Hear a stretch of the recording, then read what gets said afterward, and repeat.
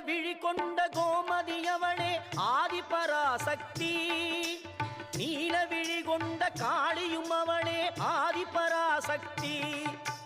கோல விழி கொண்ட கோமதி அவளே ஆதிபராசக்தி. நீல விழி கொண்ட காளியும் அவளே ஆதிபராசக்தி. முக்காலம் உணர்ந்தவள் முத்தொழில் புரிபவள் ஆதிபராசக்தி. முக்காலம் உணர்ந்தவள் முத்தொழில் புரிபவள் ஆதிபராசக்தி. திரிசூலமும் தாங்கிடும் சுந்தரி அவளே ஆதிபராசக்தி. மேல்மருவத்தூர் ஆதிபராசக்தி மலர்பதம் பாடிடுவோ.